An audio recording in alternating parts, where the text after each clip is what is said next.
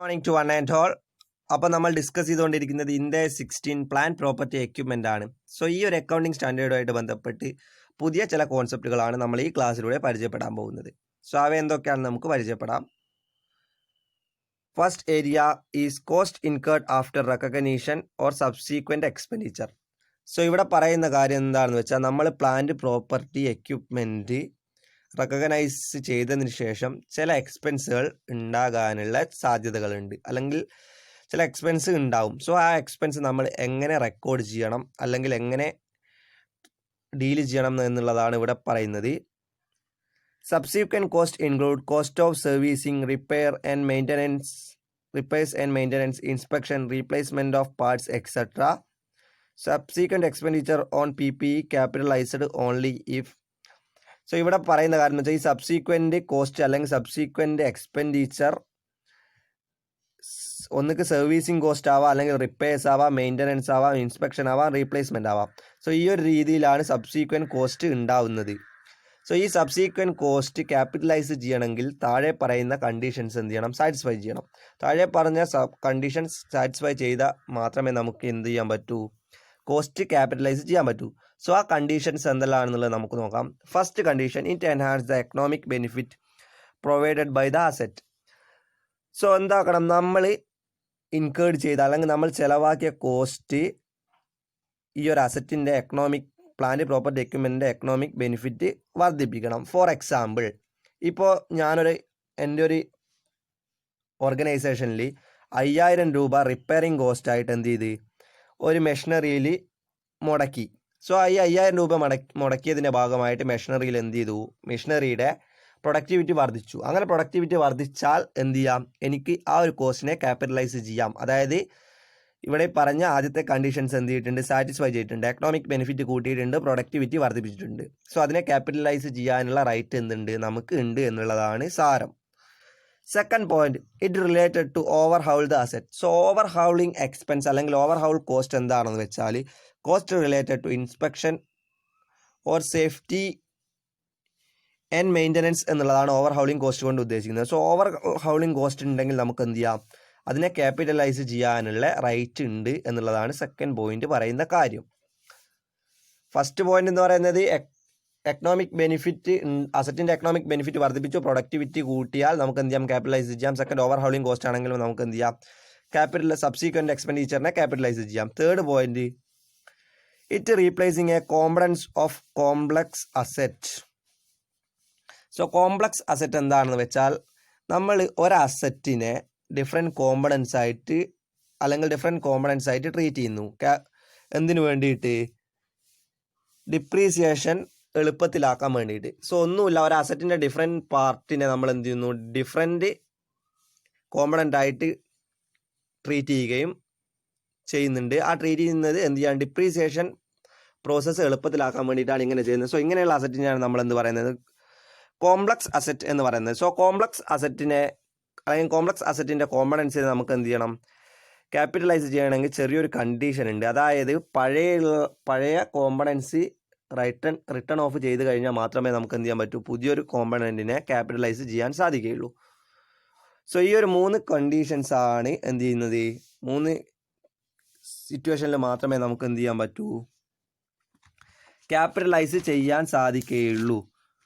So അല്ലാതെ ഉണ്ടായ cost അല്ലെങ്കിൽ സബ്സീക്വൻറ്റ് എക്സ്പെൻഡിച്ചർ എന്ത് ചെയ്യണം, നമ്മൾ പ്രോഫിറ്റ് ആൻഡ് ലോസ് സ്റ്റേറ്റ്മെൻറ്റ് കാണിക്കണം. പ്രോഫിറ്റ് ആൻഡ് ലോസ് സ്റ്റേറ്റ്മെൻറ്റിൽ എന്ത് ചെയ്യണം, കോസ്റ്റായിട്ട് കാണിക്കണം എന്നുള്ളതാണ് പറയുന്നത്.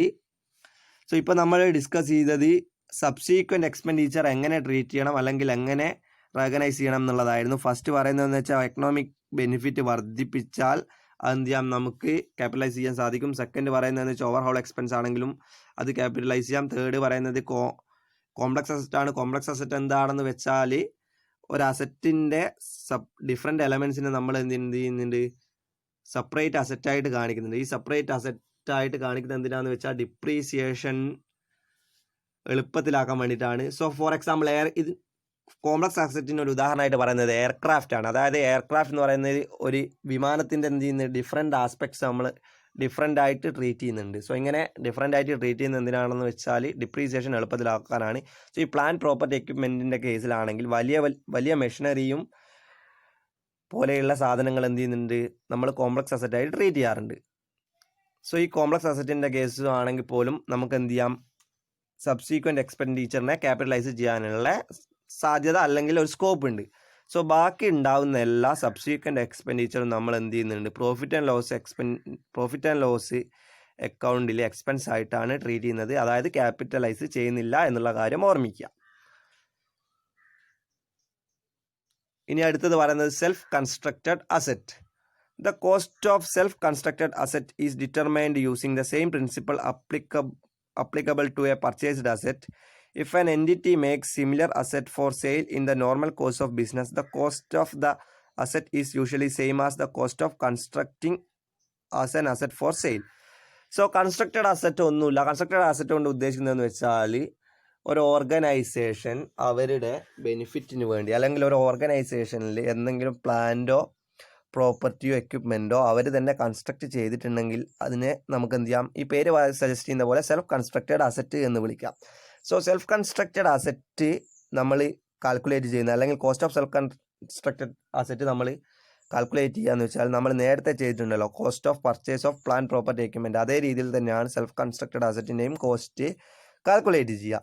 സോ അടുത്തതായിട്ട് നമ്മൾ പോകുന്നത് സെൽഫ് കൺസ്ട്രക്റ്റഡ് അസറ്റിൻ്റെ ഒരു ഉദാഹരണം അല്ലെങ്കിൽ ഒരു ഇല്ലുസ്ട്രേഷനിലേക്കാണ്. നമുക്കൊന്ന് നോക്കാം. Example, A limited is constructing A fixed asset. ഞാൻ നേരത്തെ പറഞ്ഞതുപോലെ അവരൊരു ഫിക്സഡ് അസറ്റ് എന്ത് ചെയ്തിട്ടുണ്ട്, കൺസ്ട്രക്ട് ചെയ്തിട്ടുണ്ട്. അതിനെ എന്ത് സെൽഫ് കൺസ്ട്രക്റ്റഡ് അസറ്റ് ആയിട്ട് കൺസിഡർ ചെയ്യുന്നു. The cost of project is given below. Material തന്നിട്ടുണ്ട് 7 ലക്ഷം രൂപയാണ്. ഡയറക്റ്റ് എക്സ്പെൻസ് 1 ലക്ഷം രൂപ. Total wages 1,20,000. അത് പറയുന്നുണ്ട് 1/12 ഈസ് ചാർജബിൾ ടു പ്രൊജക്റ്റ്. അതായത് ഈ 1,20,000 1/12 ഭാഗം മാത്രമേ നമ്മൾ എന്ത് ചെയ്യണ്ടൂ, നമ്മളെ പ്രൊജക്റ്റിന് വേണ്ടി കൺസിഡർ ചെയ്യേണ്ട കാര്യമുള്ളൂ. Next, total administration expense 8 lakh പറയുന്നുണ്ട്. അതിൽ 5% നമ്മുടെ പ്രൊജക്റ്റിൻ്റെ കോസ്റ്റ് ആണെന്ന് പറയുന്നുണ്ട്. Last, depreciation on asset is used for the project 12,000. So total തന്നിട്ടുള്ളത് 5 ആയിട്ടാണ്. ഈ 5 ആയിട്ട് നമ്മൾ എന്ത് ചെയ്യണം, the cost of self constructed asset ആണ് കാൽക്കുലേറ്റ് ചെയ്യേണ്ടത്. Cost of self constructed house അല്ലെങ്കിൽ cost of constructed fixed asset നമ്മൾ എന്ത് ചെയ്യണം, കാൽക്കുലേറ്റ് ചെയ്യണം. സോ മെറ്റീരിയൽ 7 ലക്ഷം ഡയറക്റ്റ് ആയിട്ട് കോസ്റ്റിന് തന്നതാണ്. കൺഫ്യൂഷൻ ഒന്നും സാധ്യതയില്ല. ഡയറക്റ്റ് എക്സ്പെൻസ് വന്നിട്ടുണ്ട്, കോസ്റ്റിൽ 1 ലക്ഷം തന്നിട്ടുണ്ട്. സോ ഡയറക്റ്റ് എക്സ്പെൻസ് നമ്മൾ എന്ത് ചെയ്യുന്നു, കാൽക്കുലേഷന് വേണ്ടി എടുക്കുന്നുണ്ട്. വേജസ് കോസ്റ്റിൽ തന്നിട്ടുണ്ട് 12 ലക്ഷമാണ് വേജസ് തന്നത്. സോ 12 ലക്ഷത്തിൻ്റെ 1/12 ഭാഗം മാത്രമേ നമ്മൾ എന്ത് ചെയ്യണ്ടൂ, 1,20,000 ആണ് കോസ്റ്റിൽ തന്നത്. 1,20,000 1/12 നമ്മൾ കൺസിഡർ ചെയ്യേണ്ടതുള്ളൂ. സോ 1,20,000 1/12 എന്ന് പറയുന്നത് 10,000. കോസ്റ്റിൽ കൃത്യമായിട്ട് പറഞ്ഞിട്ടുണ്ട് wages 12,000 1/12 is chargeable to project. അതായത് 1/12 ഭാഗം മാത്രമേ എന്ത് ചെയ്യുന്നു, കോസ്റ്റിന് വേണ്ടി നമ്മൾ യൂസ് ചെയ്യുന്നുള്ളൂ. സോ അതിൽ 1/12 ഭാഗം മാത്രം നമ്മൾ കാൽക്കുലേറ്റ് ചെയ്താൽ മതി. അതായത് 1,20,000 ഇൻറ്റു 1/12 10,000. കൺഫ്യൂഷൻ ഒന്നും സാധ്യതയില്ല. വേജസ് 1,20,000 തന്നിട്ടുണ്ട്. അതിൻ്റെ 1/12 നമ്മുടെ പ്രൊജക്റ്റിന് ആവശ്യമുള്ളൂ. സോ അതിനെന്ത് 1/12 കൊണ്ട് മൾട്ടിപ്ലൈ ചെയ്ത് കഴിഞ്ഞാൽ 1,20,000 ഇൻറ്റു 1/12 10,000 കിട്ടും. നെക്സ്റ്റ് പറയുന്നത് അഡ്മിനിസ്ട്രേറ്റീവ് ഓവർഹെഡ്. അഡ്മിനിസ്ട്രേറ്റീവ് ഓവർഹെഡ് പറയുന്നതെന്ന് വെച്ചാൽ 8 ലക്ഷം രൂപയാണ് അഡ്മിനിസ്ട്രേറ്റീവ് ഓവർഹെഡ് ക്വസ്റ്റ്യൻ തന്നിട്ടുണ്ട്. അതിൽ 5% മാത്രമേ നമ്മൾ പ്രൊജക്റ്റിന് ആവശ്യമുള്ളൂ. സോ ആ 5% മാത്രം നമ്മൾ കൺസിഡർ ചെയ്താൽ മതി. 8 ലക്ഷം ഇൻറ്റു 5/100 അല്ലെങ്കിൽ 8 ലക്ഷം ഇൻറ്റു 5%, 40,000 കിട്ടും. ലാസ്റ്റ്, ഡിപ്രീസിയേഷൻ ക്വസ്റ്റ്യൻ ഡയറക്റ്റ് ആയിട്ട് തന്നിട്ടുണ്ട് 12,000. സോ ഇത് മുഴുവൻ ആഡ് ചെയ്താൽ നമുക്ക് എന്ത് കിട്ടും, calculation of cost of self constructed fixed asset കിട്ടും. Material 7 lakh, direct expense 1 lakh, wages 10,000, administrative overhead 40,000, depreciation 12,000. So total cost of self constructed fixed asset വരുന്നത് 8,62,000 രൂപയാണ്. സോ ഇവിടെ ഒരു ചെറിയൊരു കാൽക്കുലേഷൻ വരുന്നത് 2 ഏരിയയാണ്. വേജസ് കാൽക്കുലേറ്റ് ചെയ്യുമ്പോൾ വേജസ് 1,20,000 തന്നിട്ടുണ്ടെങ്കിലും അതിൽ 1/12 ഭാഗം മാത്രമേ എന്ത് ചെയ്യുള്ളൂ, പ്രൊജക്റ്റിന് ആവശ്യമുള്ളൂ. സോ 1,20,000 1/12 ഭാഗം കണ്ടെത്തുക. അതായത് 10,000 രൂപ നമുക്ക് കിട്ടും. പിന്നെയുള്ളത് അഡ്മിനിസ്ട്രേറ്റീവ് ഓവർഹെഡാണ്. അഡ്മിനിസ്ട്രേറ്റീവ് ഓവർഹെഡിനും ചെറിയൊരു കാൽക്കുലേഷൻ ഉണ്ട്. അതായത് 5% മാത്രമേ ആവശ്യമുള്ളൂ എന്ന് പറഞ്ഞിട്ടുണ്ട്. അതുകൊണ്ട് തന്നെ 8 ലക്ഷം ഇൻറ്റു 5/100 അല്ലെങ്കിൽ 8 ലക്ഷം ഇൻറ്റു 5%, 40,000. സോ ഇത് ആഡ് ചെയ്ത് കഴിഞ്ഞാൽ നമുക്ക് എന്ത് കിട്ടും, cost of self constructed fixed asset കിട്ടും. അപ്പോൾ നേരത്തെ സൂചിപ്പിച്ചതുപോലെ തന്നെ നമ്മൾ cost of plant property equipment ചെയ്ത അതേ രീതിയിൽ തന്നെയാണ് എന്ത് ചെയ്യുന്നത് കോസ്റ്റ് ഓഫ് സെൽഫ് കൺസ്ട്രക്റ്റഡ് അസറ്റിൻ്റെയും കാൽക്കുലേഷൻ ചെയ്യുന്നത്. സോ കൺഫ്യൂഷനൊന്നും സാധ്യതയില്ല എന്ന് വിശ്വസിക്കുന്നു. Next measurement after recognition, subsequent measurement. So subsequent measurement എന്താണെന്ന് വെച്ചാൽ നേരത്തെ സബ്സീക്വൻറ്റ് മെഷർമെൻറ്റ് കൊണ്ട് ഉദ്ദേശിക്കുന്നത് നമ്മൾ എന്ത് ചെയ്തിട്ടുണ്ട് ഈ പ്ലാന്റ് പ്രോപ്പർട്ടി എക്യുപ്മെൻറ്റ് റെക്കഗ്നൈസ് ചെയ്തതിന് ശേഷവും ചില ഐറ്റങ്ങൾ എന്ത് ചെയ്യണം മെഷർ ചെയ്യേണ്ട ആവശ്യമുണ്ട് അല്ലെങ്കിൽ ട്രീറ്റ് ചെയ്യേണ്ട ആവശ്യമുണ്ട്. സോ ഇങ്ങനെ സബ്സീക്വൻറ്റ് മെഷർമെൻറ്റിന് 2 മെത്തേഡാണുള്ളത്. ആദ്യത്തേത് കോസ്റ്റ് മോഡൽ, രണ്ടാമത്തേത് റീവാലുവേഷൻ മോഡൽ. സോ ഇതിലേതെങ്കിലും ഒരു മെത്തേഡ് എന്ത് ചെയ്യണം ഒരു ഓർഗനൈസേഷൻ സബ്സീക്വൻറ്റ് മെഷർമെൻറ്റിന് നിർബന്ധമായിട്ടും യൂസ് ചെയ്യണം. സോ നിങ്ങൾ ഇത്രയും കാര്യങ്ങളാണ് ഓർമ്മിക്കേണ്ടത്. സബ്സീക്വൻറ്റ് മെഷർമെൻറ്റ് എന്താണെന്നുള്ള ഓർമ്മിക്കുക.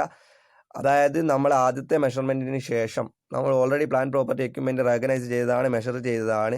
അതിനുശേഷം ഉണ്ടായ ട്രാൻസാക്ഷൻസ് അല്ലെങ്കിൽ അതിനുശേഷം ഉണ്ടായ കോസ്റ്റുകൾ മെഷർ ചെയ്യുമ്പോൾ അതിന് പറയുന്ന പേരാണ് സബ്സീക്വൻറ്റ് മെഷർമെൻറ്റ്. ഇന്ന് സബ്സീക്വൻറ്റ് മെഷർമെൻറ്റ് റെക്കോർഡ് ചെയ്യാൻ 2 ടൂളുകൾ അല്ലെങ്കിൽ 2 മെത്തേഡാണുള്ളത്. First one cost model, second one revaluation model.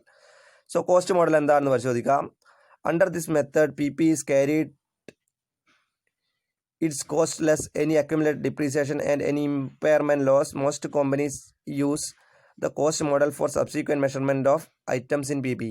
So plant property equipment cost model എന്നതുകൊണ്ട് ഉദ്ദേശിക്കുന്നത് എന്താണെന്ന് വെച്ചാൽ ടോട്ടൽ പ്ലാന്റ് പ്രോപ്പർട്ടി എക്യുപ്മെൻറ്റിൻ്റെ കോസ്റ്റ് അക്യുമുലേറ്റഡ് ഡിപ്രീസിയേഷനും ഇമ്പയർമെൻറ്റ് ലോസും കുറച്ച് കഴിഞ്ഞാൽ നമുക്ക് എന്ത് കിട്ടും കോസ്റ്റ് മോഡൽ പ്രകാരമുള്ള സബ്സീക്വൻറ്റ് മെഷർമെൻറ്റിൻ്റെ വാല്യൂ കിട്ടും. സോ സബ്സീക്വൻറ്റ് മെഷർമെൻറ്റിൽ cost model is equal to carried cost of plant property equipment less subsequent depreciation or impairment loss എന്നുള്ളതാണ് ഇക്വേഷൻ. സോ കോസ്റ്റ് മോഡൽ പ്രകാരം ഒന്നുമില്ല. ക്യാരിയിങ് കോസ്റ്റ് എന്ത് ചെയ്യണം ഡിപ്രീസിയേഷനും ഇമ്പയർമെൻറ്റ് ലോസും കുറച്ച് കഴിഞ്ഞാൽ നമുക്കൊന്ന് കോസ്റ്റ് മോഡൽ പ്രകാരം ഉള്ള വാല്യൂ നമുക്ക് കിട്ടും. രണ്ടാമതായിട്ട് നമ്മൾ പറഞ്ഞത് റീവാലുവേഷൻ മോഡലാണ്. സോ റീവാലുവേഷൻ മോഡൽ എന്താണ് പറയുന്നതെന്ന് വെച്ചാൽ റീവാലുവേഷൻ മോഡൽ പ്രകാരം നമ്മൾ എന്ത് ചെയ്യണം അസറ്റിൻ്റെ അസറ്റ് അല്ലെങ്കിൽ പ്ലാന്റ് പ്രോപ്പർട്ടി എക്യുപ്മെൻറ്റിൻ്റെ വാല്യൂ നമ്മൾ എന്ത് ചെയ്യണം റീവാല്യൂ ചെയ്യണം എന്നുള്ളതാണ് പറയുന്നത്. According to Index 16, an item of plant property equipment may be carried at a revalued amount. Thus, revalued amount will be the fair value at the date of revaluation less any subsequent accumulated depreciation and impairment loss. അതായത് accounting standard Index standard 16 plant property equipment പ്രകാരം revaluation model എങ്ങനെയാണ് കാണാമെന്ന് വെച്ചാൽ asset നമ്മൾ എന്ത് ചെയ്യണം revalue ചെയ്യണം. Revalue is equal to അല്ലെങ്കിൽ revalued amount is equal to fair value less depreciation ആണ്. അതിൻ്റെ ഫെയർ വാല്യൂ നിന്ന് ഡിപ്രീസിയേഷൻ കുറച്ചാൽ നമുക്ക് എന്ത് കിട്ടും അതിൻ്റെ റീവാല്യൂഡ് എമൗണ്ട് കിട്ടും. സോ ഈ റീവാലുവേഷൻ മോഡൽ പ്രകാരം നമ്മൾ ശ്രദ്ധിക്കേണ്ട ചില പോയിന്റുകളുണ്ട് അല്ലെങ്കിൽ എന്തൊക്കെ കാര്യങ്ങളാണ് റീവാലുവേഷൻ മോഡൽ പ്രകാരം നമ്മൾ റെക്കോർഡ് ചെയ്യുമ്പോൾ അല്ലെങ്കിൽ ട്രീറ്റ് ചെയ്യുമ്പോൾ ശ്രദ്ധിക്കേണ്ടതെന്നുള്ളതാണ് പറയുന്നത്. Revaluation should be carried out regularly so the carrying amount of an asset does not differ materially from its fair value. First point പറയുന്നത് വെച്ചാൽ നമ്മൾ എന്ത് ചെയ്യണം റെഗുലർലി റീവാലുവേഷൻ അസറ്റിനെ റീവാല്യൂ ചെയ്യണം എന്നുള്ളതാണ്. അല്ലെങ്കിൽ പ്ലാന്റ് പ്രോപ്പർട്ടി എക്യുപ്മെൻറ്റിനെ റെഗുലർലി റീവാല്യൂ ചെയ്യണം. ഇങ്ങനെ റെഗുലറായിട്ട് റീവാല്യൂ ചെയ്യുന്നത് കൊണ്ട് എന്തുണ്ടാവുന്നുണ്ട് ക്യാരിയിങ് എമൗണ്ടും ഫെയർ വാല്യൂവും തമ്മിൽ കാര്യമായിട്ടുള്ള വ്യത്യാസങ്ങൾ ഉണ്ടാവില്ല എന്നുള്ളതാണ് ഫസ്റ്റ് പോയിന്റ് പറയുന്നത്. Second, if an item is revalued, the entire class of asset to which that asset belong should be revalued. ഇപ്പോൾ ഫോർ എക്സാമ്പിൾ നമ്മൾ പ്ലാന്റ് പ്രോപ്പർട്ടി എക്യുപ്മെൻ്റ് ആണ് എന്ത് ചെയ്യുന്നത് ഡിസ്കസ് ചെയ്യുന്നത്.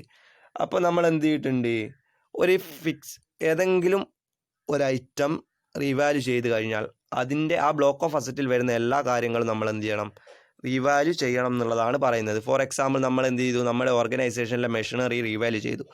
സോ ആ മെഷീനറിയുടെ ബ്ലോക്ക് ഓഫ് അസറ്റിൽ അതായത് ഈ ഒരു ഫിക്സഡ് അസറ്റ് ജേണിയിൽ വരുന്ന അല്ലെങ്കിൽ ഫിക്സഡ് അസറ്റിൻ്റെ ഇതിൽ വരുന്ന കാര്യങ്ങൾ മുഴുവൻ നമ്മൾ എന്ത് ചെയ്യണം റീവാല്യൂ ചെയ്യണം. തേർഡ് പോയിന്റ് പറയുന്നത് revaluation of asset are depreciate at the same way as under the cost method. അതായത് നമ്മൾ കോസ്റ്റ് മെത്തേഡിൽ ഡിപ്രീസിയേഷൻ കാൽക്കുലേറ്റ് ചെയ്യുന്ന സെയിം വേ തന്നെയാണ് നമ്മൾ എന്ത് ചെയ്യുന്നത് റീവാലുവേഷൻ മെത്തേഡിലും അസറ്റിൻ്റെ ഡിപ്രീസിയേഷൻ കാൽക്കുലേറ്റ് ചെയ്യാൻ ഉപയോഗിക്കുന്നത്. ഫോർ എക്സാമ്പിൾ 2 മെത്തേഡാണല്ലോ, ഒന്നുകിൽ റിട്ടേൺ ഡൗൺ വാല്യൂ അല്ലെങ്കിൽ ഡിമിനിഷിങ് മെത്തേഡ്. സോ ഇതിൽ ഏതെങ്കിലും ഒരു മെത്തേഡ് ഉപയോഗിച്ച് നമുക്ക് എന്ത് ചെയ്യാം, റീവാലുവേഷൻ്റെ ഡിപ്രീസിയേഷൻ കാൽക്കുലേറ്റ് ചെയ്യാൻ പറ്റും എന്നുള്ളതാണ് തേർഡ് പോയിന്റ്. സോ നമ്മൾ ഇന്ന് ഡിസ്കസ് ചെയ്ത കാര്യങ്ങൾ എന്തെല്ലാണെന്ന് വെച്ചാൽ, first self constructed asset discuss ചെയ്തു. പിന്നെ ഡിസ്കസ് ചെയ്തത് കോസ്റ്റ് ഇൻകേർഡ് ആഫ്റ്റർ റെക്കഗ്നീഷൻ. പിന്നെ ഇപ്പോൾ ലാസ്റ്റ് ഡിസ്കസ് ചെയ്തത് revaluation method and cost method. അതായത് സബ്സീക്വൻറ്റ് മെഷർമെൻറ്റ് രണ്ട് ക്ലാസിഫിക്കേഷനാണ്, റീവാലുവേഷൻ മെത്തേഡും കോസ്റ്റ് മെത്തേഡും. സോ ഇന്ന് എടുത്തതിൽ എന്തെങ്കിലും സംശയങ്ങളോ കാര്യങ്ങളോ ഉണ്ടെങ്കിൽ ചോദിക്കുക. കാര്യങ്ങൾ കൃത്യമായിട്ട് മനസ്സിലാക്കി മുന്നോട്ട് പോകുക. Thank you.